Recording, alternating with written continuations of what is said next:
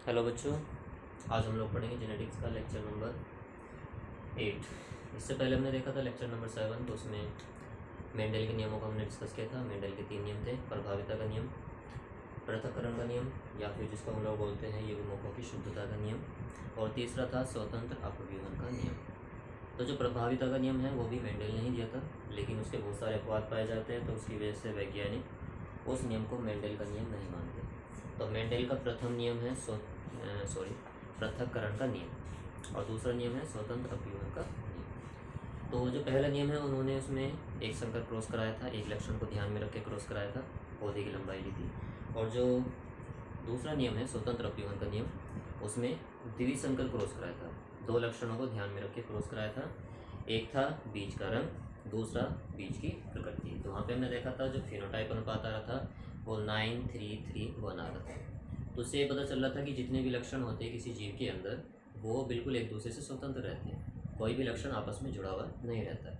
लेकिन ये भी बाद में गलत पाया गया था, जिसको हम लोग बोलते हैं सहलंगता, लिंकेज। तो जो दो जीन्स होते हैं, दो से ज़्यादा जीन्स हो सकता है वो एक दूसरे से जुड़े हुए हो और अगली पीढ़ी में भी साथ में चले जाए, तो उसको बोलते हैं सहलंगता। तो फॉर्चुनेटली उनकी किस्मत थी, लक उनका साथ दिया कि उनको लिंकेज देखने को नहीं मिली। और उसी टाइम पर मॉर्गन थे जो कि लिंकेज पे काम कर रहे थे, तो वो भी इस तरह का काम कर रहे थे, लेकिन लिंकेज वहाँ पर उनको देखने को मिली थी, जिसकी वजह से वो सक्सेसफुल नहीं हो पाए। तो आज हम लोग पढ़ेंगे कुछ ऐसी चीज़ें जो मेंडल के लॉ को फॉलो नहीं करते, जिसको हम लोग बोलते हैं नॉन मेंडेलियन या नव मेंडेलवाद। नव मेंडेलवाद या फिर मेंडल के नियमों से विचलन। क्या पढ़ेंगे हम आज? मेंडल के नियमों से विचलन, यानी कुछ ऐसी चीज़ें जो मेंडल के नियमों का पालन नहीं करती। मेंडल के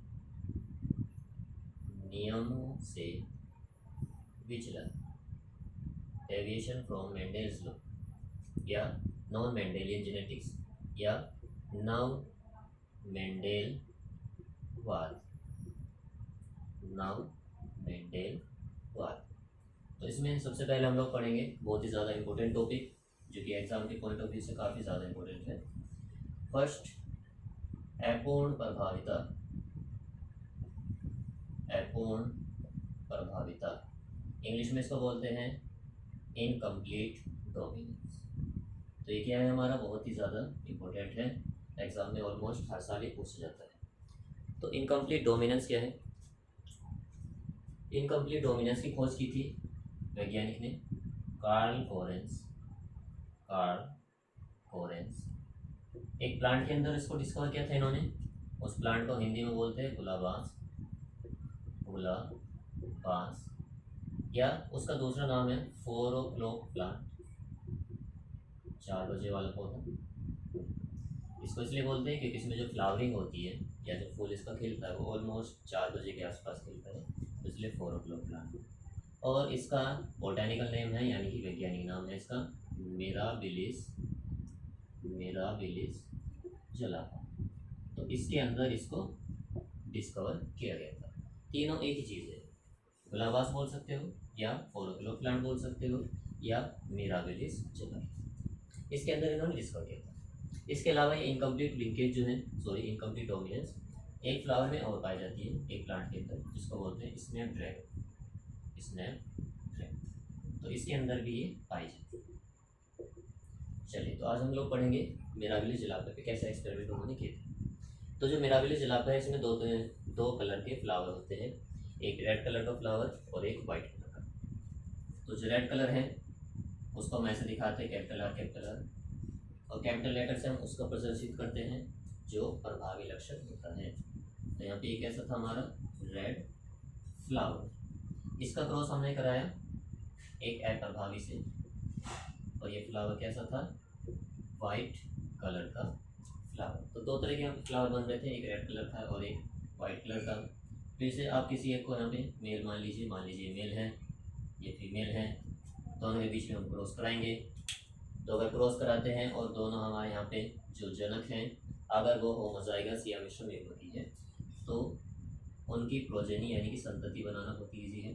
यहाँ से एक लेटर उठाते हैं कैपिटल आर, यहाँ से एक लेटर उठाते हैं स्मॉल आर, और ये बन जाता है हमारा F1PD।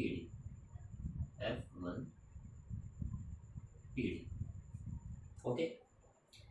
तो यहाँ पे हमें बताना है कि F1 पीढ़ी में जो हमारा ये प्लांट बनेगा उसके अंदर जो फ्लावर होगा वो कौन से कलर का होगा। अब मेंडल के अकॉर्डिंग जो हमारा प्रभावी लक्षण है वो समयुग्मकी और विषमयुग्मकी दोनों अवस्था में अपना प्रदर्शित करेगा। यहाँ प्रभावी लक्षण क्या दिखाया गया है, रेड कलर। तो अगर कैपिटल आर में रेड कलर बन रहा है तो कैपिटल आर स्मॉल आर में भी रेड कलर बनना चाहिए था। जैसे कैपिटल टी टॉल फ्लावर बनाता है, लंबा प्लांट, तो उसी तरह से कैपिटल टी वो भी लंबा ही बना रहा था। क्यों? क्योंकि वहाँ पर जो लक्षण था वो पूरी तरह से प्रभावित था। यहाँ पे क्या होता है, जो कैपिटल आर वाला हमारे पास में एलील होता है ये पूरी तरह से अपने लक्षण को दिखा नहीं पाता है। मतलब समयुग्मकी में तो रेड कलर के फ्लावर बनेंगे, और अगर विषम युग्मकी हो जाती है तो वहाँ पे ब्लेंडिंग हो जाती है, मतलब मिक्स जो हमारे पास में लक्षण है वो मिश्रित हो जाते हैं, तो उससे एक अलग ही तरह का कॉम्बिनेशन मिलता है। कैसे कलर के फ्लावर बनते हैं यहाँ पे, पिंक कलर के फ्लावर, पिंक कलर के फ्लावर। ठीक, फिर इसके बाद में क्या किया हमने, F1 जो जनरेशन है इन्हीं का आपस में सेल्फ क्रॉस करा देते हैं और देखते हैं क्या बनते हैं। तो capital R small R, capital R small R. Okay, फिर से किसी एक को आपको मेल मानना पड़ेगा, तो ये मेल मान लेते हैं, ये हमारा फीमेल पार्ट हो गया। ये जनरेशन कौन सी है बच्चों, ये है हमारी F1 जनरेशन। इसके बीच में हम क्रॉस करा रहे हैं पिंक कलर के दो फ्लावर के बीच में। इनके पहले गैमीट बनाएंगे, इसका गैमीट बनेगा कैपिटल आर, इसका गैमीट बनेगा स्मॉल आर, इसका बनेगा कैपिटल आर और इसका बनेगा स्मॉल आर। फिर से क्या करना है, जैसे हम पीछे किए, यहाँ से एक लेटर उठाएंगे और यहाँ से एक लेटर उठाएंगे। ध्यान रखना है पहले कैपिटल लेटर फिर स्मॉल लेटर, तो यहाँ हो जाएगा कैपिटल आर कैपिटल आर, तो एक ये बन गया। अब इस कैपिटल आर का क्रॉस हम किसके साथ कराएंगे, स्मॉल आर के साथ, तो कैपिटल आर स्मॉल आर, तो एक ये बन गया। अब ये जो स्मॉल आर है इसका क्रॉस कराएंगे इसके साथ कैपिटल वाले के साथ, तो ये भी बच्चों क्या बन गया, कैपिटल आर स्मॉल आर। फिर उसके बाद में ये स्मॉल आर और स्मॉल आर इनका आपस में क्रॉस कराएंगे, तो ये क्या बन गया, स्मॉल आर स्मॉल आर। इसको हम लोग क्या बोलेंगे, F2 generation, F2 generation. Okay, तो अब यहाँ पे हमें बताना है कि यहाँ पर जो फ्लावर है वो दिखने में कैसे होंगे, मतलब उनका फिनोटाइप क्या होगा, फिनोटाइप या दृश्य प्रारूप क्या होना चाहिए। अब जैसे मैंने पहले ही बताया कि ये अपूर्ण प्रभाविता है, मतलब जो प्रभावी लक्षण है वो पूरी तरह से अपने प्रभाव को दिखा नहीं पाएगा, पूरी तरह से लक्षण को प्रकट नहीं कर पाएगा। समयुग्मकी में तो रेड कलर के फ्लावर बनेंगे, लेकिन जब ये विषम युग्मकी अवस्था में आ जाएगा तो वहाँ पे कैसे फ्लावर बनेंगे, पिंक कलर। तो अब यहाँ पे देखो कैपिटल आर स्मॉल आर कहाँ पे, ये रहा, तो ये जो दोनों फ्लावर बनेंगे बच्चों ये कैसे होंगे, पिंक कलर के फ्लावर। कैपिटल आर अगर साथ है तो red colour, capital R small R साथ है तो पिंक कलर, और दोनों स्मॉल आर एक साथ है तो व्हाइट कलर। तो यहाँ पे जीनोटाइप फिनोटाइप क्या होगा, एक बनेगा रेड, दो बनेंगे पिंक, एक बनेगा व्हाइट। ओके, तो फिनोटाइप 1 2 1। चलिए जीनोटाइप देखते हैं, जीनोटाइप, तो जीनोटाइप भी देखो इन दोनों का जीनोटाइप सेम है, capital R small R, capital R small R. Okay, ये कैपिटल आर अलग जीनोटाइप है, इसके जैसा और कोई नहीं है यहाँ पे, तो 1। इन दोनों का सेम है तो 2, ये अलग है तो 1। तो यहाँ पे हमें क्या देखने को मिल रहा है कि इनकम्प्लीट डोमिनेंस के अंदर जो रेशो या जो अनुपात फिनोटाइप का है वही अनुपात जीनोटाइप का भी है। तो यही था हमारा इनकम्प्लीट डोमिनेंस। डेफिनेशन क्या है इसकी, डेफिनेशन ये है कि जब कोई प्रभावी लक्षण पूर्ण रूप से अपने प्रभाव को या अपने लक्षण को प्रकट ना कर पाए उसको हम लोग बोलते हैं अपूर्ण प्रभावी। यानी कि जो प्रभावी लक्षण होगा वो सिर्फ समयुग्मकी अवस्था में ही अपने लक्षण को दर्शाएगा, विषम युग्मकी में वो अपने लक्षण को दर्शा नहीं पाएगा, तो इसको बोलते हैं अपूर्ण प्रभाविता। ये प्रभाविता का बिल्कुल उल्टा है। प्रभाविता का नियम ये कहता है मेंडल का कि जो प्रभावी लक्षण है वो समयुग्मकी अवस्था में भी और विषम युग्मकी अवस्था में भी दोनों में अपने लक्षण को दर्शाएगा। और यहाँ पे क्या हो रहा है, जो प्रभावी है वो समयुग्मकी में तो दर्शा रहा है, रेड कलर का फ्लावर बन रहा है, लेकिन जब ये विषम युग्मकी में आ गया है तो रेड कलर का फ्लावर नहीं बनता, मतलब रेड कलर वो गायब हो गया, तो क्या बन रहा है, इन दोनों का कॉम्बिनेशन पिंक कलर का फ्लावर। तो इसी को बोलते हैं क्या, अपूर्ण प्रभाव। ठीक है, चलिए इसके बाद हम देखते हैं दूसरा सह प्रभावित, कोडोमिनेंस। सह प्रभाविता या कोडोमिनेंस। तो बच्चों अगर हम, एक है काला रंग का खरगोश और एक है वाइट कलर का खरगोश, ओके, एक नर है एक मादा है, दोनों के बीच में अगर निषेचन होता है तो सोचो उनके बच्चे कैसे रंग के बनेंगे। या कोई बकरी ले लो, एक बकरी है बिल्कुल सफ़ेद रंग की है, एक बकरा है जो कि बिल्कुल काला है, उन दोनों के बीच में अगर क्रॉस होता है तो उनके बच्चे कैसे होंगे।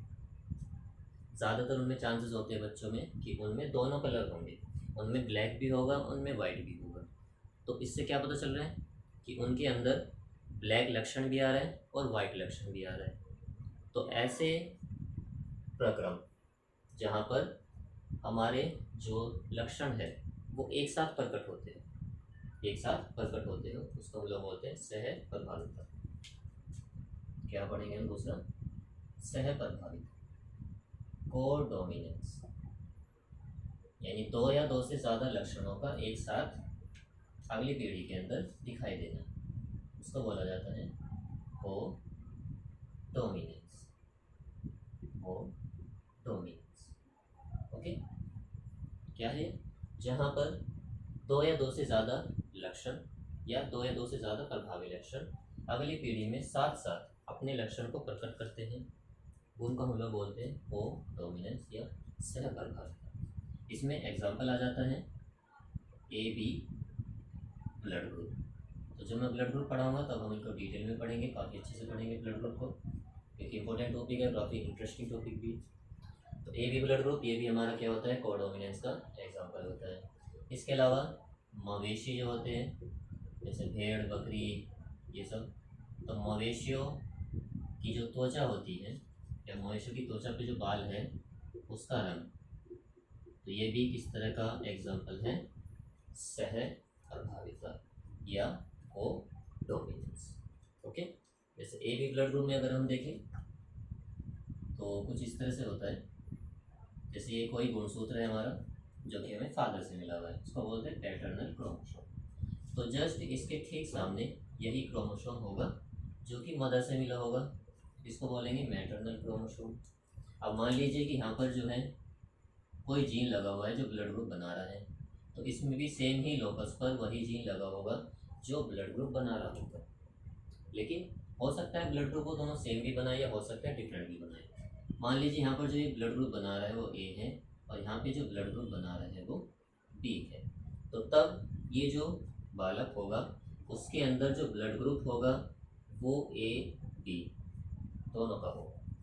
तो यहाँ पर ए लक्षण भी और बी लक्षण भी दोनों एक साथ अपने प्रभाव को प्रदर्शित कर रहे हैं, तो इसको बोलते हैं सह प्रभाविता। तो ये था बच्चों आज का लेक्चर। इसके बाद में हम लोग बैक क्रॉस भी रह रहा है, टेस्ट क्रॉस भी रह रहा है, फिर हम लोगों को ब्लड ग्रुप भी काफ़ी डिटेल में पढ़ना है, काफ़ी अच्छा टॉपिक है और काफ़ी इंपॉर्टेंट टॉपिक भी है, इसको बहुत अच्छे से पढ़ेंगे, डिटेल में पढ़ेंगे, तो हो सकता है इसका काफ़ी लंबा लेक्चर बन जाए।